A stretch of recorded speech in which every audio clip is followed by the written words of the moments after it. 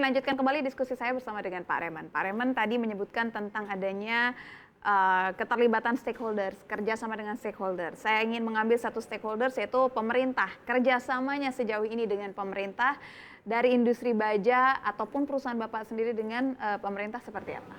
Oke, jadi dalam beberapa bulan terakhir Gunung Raja Paksi turut berperan aktif dalam forum group discussion dengan beberapa kepemerintahan dalam menentukan standar industri hijau. Jadi kita bekerja sama dengan Kementerian Perindustrian, Kementerian Perdagangan, Kadin, termasuk beberapa subject matter expert untuk menentukan standar industri hijau. Caranya bagaimana? Jadi dalam partisipasi kami memberikan data-data industri, bagaimana data itu nanti bisa diformulasikan untuk menentukan standar industri hijau. Dalam hal ini objektif utamanya adalah ketika standarnya sudah terbentuk, maka kita bisa tahu posisi masing-masing perusahaan ini memberikan dampak emisi seperti apa. Sehingga akan bisa memberikan apresiasi terhadap perusahaan yang sudah baik dan memberikan tekanan terhadap perusahaan yang belum baik. Jadi saya kira ini langkah yang sangat baik yang dilakukan pemerintah bekerja sama dengan private Termasuk GRP begitu. Betul. Ya Pak ya. Dan kalau GRP sendiri dengan masyarakat, kolaborasi apa yang dilakukan untuk meningkatkan ataupun mendukung perkembangan ekonomi hijau ini? Oke, jadi tadi sempat disampaikan Bu Sharon bahwa tantangan sekarang utamanya adalah awareness. Awareness ya. Ya, jadi setelah kami meluncurkan Net Zero Roadmap, itu langkah pertama adalah kita ingin berperan aktif untuk meningkatkan awareness tadi. Jadi kita melakukan beberapa event untuk ajak diskusi dengan supplier, dengan customer bahwa industri baja sekarang ada arahnya seperti ini. Apa yang bisa kita kerjakan bersama-sama untuk mereduksi emisi karbon tadi. Minimal mereka tahu dulu ada ekonomi hijau tadi. Sehingga setelah mereka mulai sadar, mereka mulai kepikiran bagaimana mereka sendiri juga bisa melakukan improvement di dalam perusahaan mereka sendiri dan dengan kerjasamanya dengan kami. Iya. Bu Sharon tadi Bapak sempat menyebutkan bahwa ada roadmap. Nah, isi dari roadmap ini sebenarnya apa, Bu, yang telah diluncurkan oleh GRP? Jadi sebenarnya di GRP kita meluncurkan 2 roadmap. Yang paling pertama adalah ESG roadmap. Ini merupakan satu guiding principle kita yang berisi 5 prinsipal yang mengcover keseluruhan aspek environmental, social, dan juga governance. Jadi ada 5 guiding principle. Yang pertama adalah responsible procurement. Jadi bagaimana kita berinteraksi dengan supplier kita, karena kita menyadari tadi saya sudah menyebutkan pentingnya end-to-end value chain. Tapi target kita 10 tahun pertama ini di roadmap kami tertuju pada supplier kami dulu. Karena supplier kami 75% scrap kami domestik. Jadi kami pilar yang pertama adalah responsible procurement. Pilar yang kedua lebih ke arah bagaimana compliance kita terhadap tetap regulasi pemerintah terkait dengan pengelolaan proses manufacturing. Pilar ketiga dan keempat ini terkait erat dengan environmental aspek yang tadi pengurangan karbon emisi, dekarbonisasi, di mana kita juga meluncurkan roadmap yang kedua spesifik yang tadi Pak Raymond sampaikan, Net Zero Roadmap, yang kita pledge, kita target 2050 menjadi karbon netralitas. Dan yang pilar keempat menyentuh tentang waste management process. Jadi bagaimana memastikan hasil daur ulang, proses manufacturing kami itu didaur ulang secara bertanggung jawab. Dan pilar yang terakhir, last but not least, itu nurturing talent, di mana kami menganggap our people is our asset. Jadi kami menyadari pentingnya orang-orang SDM di perusahaan kami. Jadi nurturing talent merupakan salah satu pilar yang kami pegang untuk social aspect. Dan tadi Bapak juga menyebutkan bahwa tantangannya, dan Ibu juga menyebutkan bahwa tantangannya mengedukasi itu adalah PR terbesar. Awareness adalah PR terbesar. Nah, dari awareness itu apa lagi yang bisa ditingkatkan? Mungkin ada hal lain yang bisa dilakukan. Yang kami pelajari, kita target ke awareness dulu, Mbak Chef, kesadaran mereka, karena once they realize, mereka menyadari pentingnya tujuan ini, biasanya ide-ide datang dari mereka gitu. Contohnya misalkan internal stakeholder, kita mulai dari top level management, mid level management, sampai ke teman-teman pekerja gitu ya, bisnis proses. Jadi ketika mereka sudah tahu pentingnya, sesederhana hal-hal misalkan, oh ternyata kalau kita pulang kantor listriknya dicabut ya, itu sudah mengurangi energi. Kalau kita nggak pakai ruangannya, lampunya dimatikan. Jadi ide-ide yang mereka memang implementasi di day-to-day job, activities yang untuk mendukung kegiatan kita. Termasuk juga operational, karena safety juga merupakan salah satu social aspek yang kita perhatikan. Jadi ketika kita menggaungkan keamanan untuk mereka sendiri gitu ya, dan mereka sadar pentingnya, kita tidak perlu terlalu bersusah payah untuk menggaungkan, karena mereka sadar ini kepentingan mereka sendiri gitu. Oke. Dan saya ingin tahu juga dari Pak Raymond, dengan adanya misi GRP sebesar ini begitu ya, apakah diperlukan adanya insentif atau mungkin bentuk bantuan bagi industri baja yang saat ini menghadapi kesulitan tetapi masih memiliki mimpi tersebut? Apakah perlu menurut Pak Raymond? Menurut saya sangat perlu. Karena itu menjadi motivasi tersendiri bagi pelaku bisnis. Jadi mereka juga lebih bersemangat untuk melakukan ekonomi berkelanjutan tadi. Dan mereka jadi semakin kreatif bagaimana saya bisa achieve goal tersebut.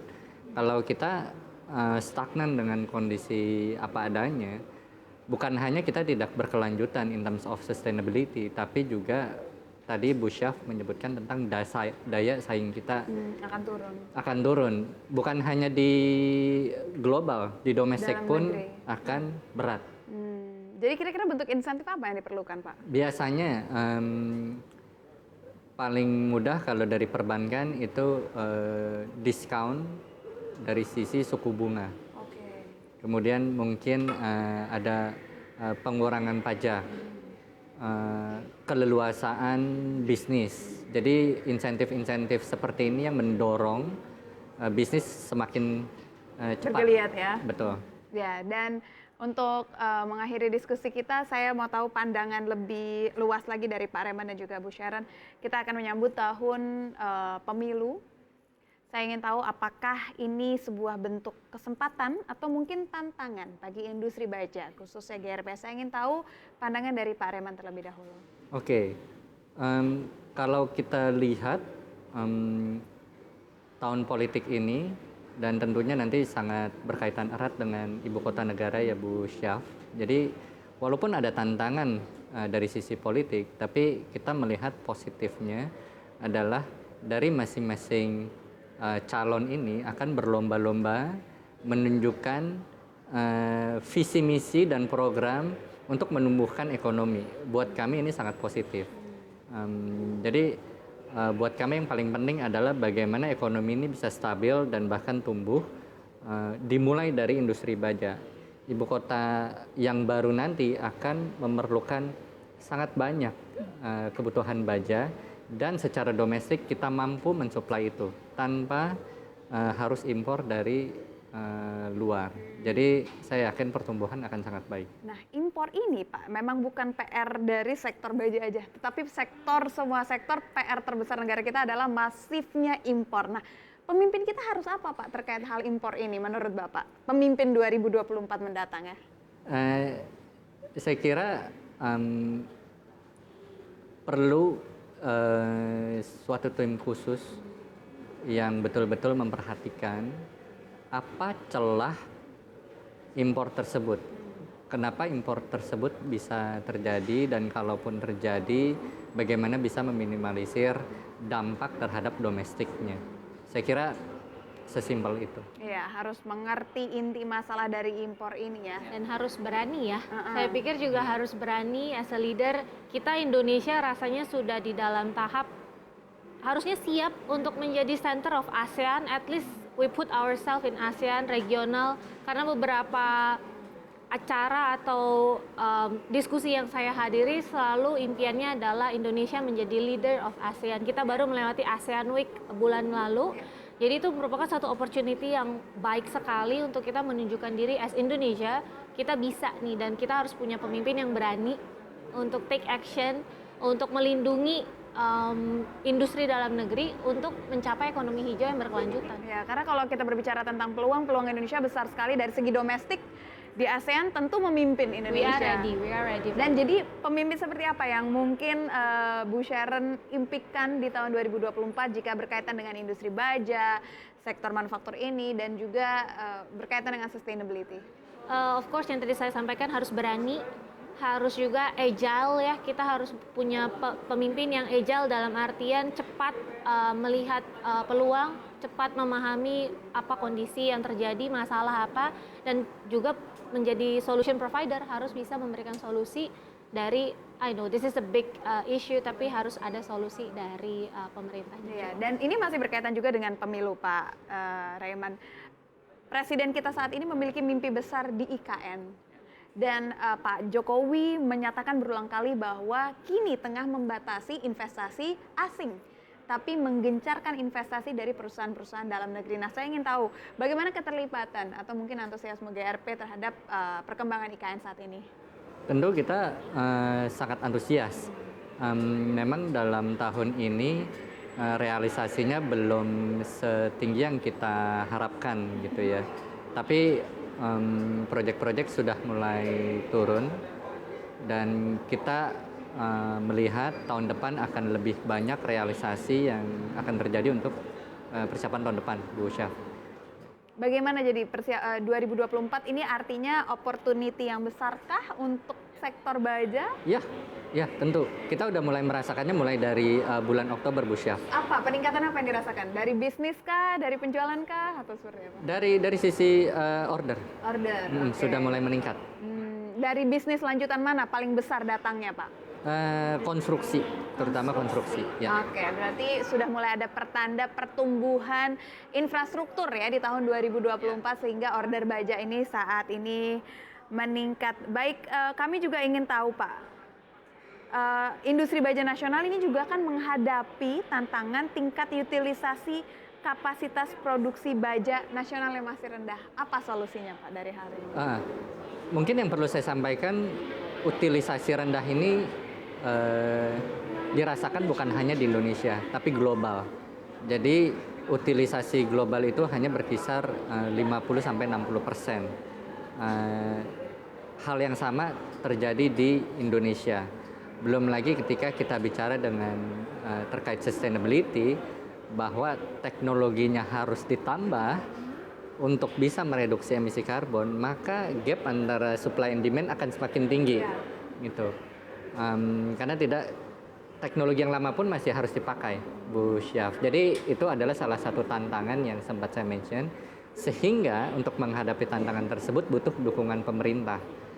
Either itu insentif dalam bentuk pendanaan atau insentif dalam bentuk bunga yang lebih rendah, yang mampu membuat pelaku industri itu lebih percaya diri untuk melakukan proyek-proyek tersebut. Proyek-proyek lain ya. Bagaimana Bu Sharon menanggapi hal ini? Ya sama sih, terkait dengan utilitas rendah ya, selain yang Pak Raymond sudah sampaikan, kami juga melihat pentingnya, kembali lagi saya sampaikan, proteksi terhadap industri domestik, karena sesungguhnya ketika utilitas ini dilawan dengan harga beli import, kita harus melawan pasar global tersebut, memang cukup menantang buat perusahaan. Jadi yang kami harapkan sampai saat ini ya proteksi tersebut hadir lebih kuat supaya kami juga lebih berani dalam meningkatkan produksi kami gitu ya, karena again finding the right balance, kita tidak bisa serta-merta meningkatkan utilitas tanpa melihat nanti konsumsinya dan juga serapan masyarakat atas baja domestik ini. Oke, berarti yang dilakukan sekarang ini sebenarnya belum cukup, bisa dikatakan belum cukup, atau masih banyak yang bisa ditingkatkan sebenarnya oleh pemerintah. Bagaimana pandangannya? Saya kira dimulai dengan cukup baik, namun belum cukup. Jadi kita apresiasi apa yang sedang dilakukan dan sudah dilakukan. Tapi kita harapkan pemerintah terus bisa menurunkan task force spesifik to each industry, sehingga bisa lebih cepat kita meregulasikan dan melakukan insentif dan punishment, I would say, terhadap industri-industri tersebut. Selain sentimen pemilu, ini kita beralih ke konten sentimen. sentimen dari geopolitik ada, dari dalam negeri juga ada, suku bunga tinggi, higher for longer. Dan kemarin kita sempat menyentuh rupiah di angka 16.000 per 1 US dollar, walaupun sekarang sudah kembali lagi di 15.500-an ya. Walaupun itu nggak bisa kita terlalu berbesar hati terhadap hal itu, karena kita nggak akan tahu ke depannya nanti rupiah akan menyentuh apa. Mungkin dari sentimen-sentimen ini, sentimen mana yang paling mempengaruhi industri baja? Boleh dielaborasi satu-satu, Pak? Oke, jadi Bu Syaf touch tentang dolar ke rupiah gitu ya, bahwa tadinya sudah hampir 16.000, kemudian sekarang sudah membaik sekitar 15.6, 15.5. Itu dilakukan dengan penetrasi meningkatkan suku bunga, Bu. Jadi perbaikan di situ tentu ada harga yang harus dibayar, yaitu bunganya lebih tinggi. Nah, menurut saya beban bunga yang tinggi ini sangat berdampak terhadap pelaku industri, terutama konstruksi. Jadi di dalam mode survival tadi yang saya sebutkan, ini akan lebih menyulitkan lagi buat pelaku industri untuk melakukan proyek-proyek tersebut. Mereka menjadi wait and see, mereka menjadi nervous. Saya ambil proyek ini atau tidak? Sehingga dampaknya apalagi proyek-proyek yang ada, yang budgetnya sudah ada, ini tidak jalan. Sehingga pertumbuhan ekonomi yang kita harapkan berjalan, ini akan ada perlambatan. Jadi saya kira kebijakan moneter dan fiskal memang harus dua-duanya kompak jalan ya. Betul. Ketika kebijakan moneter menaikkan suku bunga, ya kebijakan fiskalnya harus digelontorkan lebih banyak lagi artinya, karena banyak industri yang terdampak. Bagaimana Bu Sharon melihat hal ini? Ya, I think sama ya, view-nya bisa di-improve dalam hal pemerintah meningkatkan perlindungan terhadap pasar domestik. Yang tadi Task Force Pak Roymond sampaikan, kami juga melihat tren bahwa pemerintah boleh berkolaborasi dengan private. Jadi kita sudah melihat private-public collaboration itu salah satu tren global juga. Kita harapkan Indonesia mau apply itu dengan tujuan akselerasi, jadi mempercepat ketika ada kolaborasi antara pemerintah dan juga private sector basic. Dan sebentar lagi 2024 artinya akan ada anggaran baru yang dikeluarkan oleh pemerintah untuk tahun 2024, dan seperti biasa anggaran itu pasti ada peningkatan. Kita berbicara tentang anggaran untuk Kementerian PUPR itu pasti ada peningkatan. Apakah peningkatan anggaran artinya proyek-proyek pemerintah yang bertambah ini juga akan mendorong industri baja? Mengingat tadi Pak Raymond menyebutkan bahwa permintaan paling besar sekarang belakangan ini tuh datang dari konstruksi. Betul.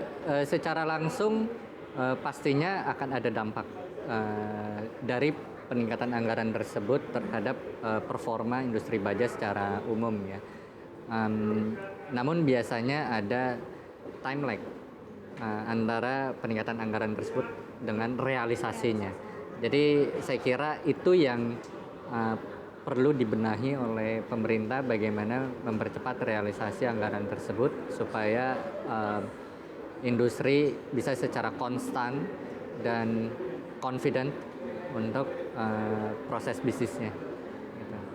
Baik, dan mungkin untuk mengemas semua, karena kita sudah berbicara terkait sentimen sektoral, pergerakan industri, apa yang diharapkan dari ekonomi hijau, ekonomi sustain pada industri baja ke depannya? Silahkan dari Pak Raymond, terakhir ditutup oleh Bu Sharon, silahkan. Iya, saya kira ultimately industri hijau ini tujuannya adalah untuk anak cucu kita. Per sekarang saja kita di Jakarta sudah merasakan dampak dari polusi. Langitnya udah jarang kelihatan biru lagi gitu ya. Dan kalau ini tidak di cater dari sekarang, saya nggak bisa membayangkan tahun 2050 akan seperti apa. Tentunya kita berharap anak cucu kita bisa memiliki hidup yang baik dengan cuaca yang baik. Sehingga untuk bisa menuju ke sana, saya kira perlu komitmen serius dari semua stakeholders untuk menuju ke sana, Bu Syaf. Ya, perlu keterlibatan banyak pihak, bukan PR satu sektor saja. Bu Sharon? Kalau dari saya harapkan semoga ini tidak hanya menjadi sebuah wacana, nggak hanya sebuah tren yang sedang meningkat gitu ya. For the past year, semua orang membicarakan sustainability. Kami ingin melihat realisasinya, again kami ingin lihat implementasinya, dan bahwa ada pemain di Indonesia domestik yang siap untuk mendukung Indonesia, basically pemerintah Indonesia dalam mencapai target netralitas karbon tersebut.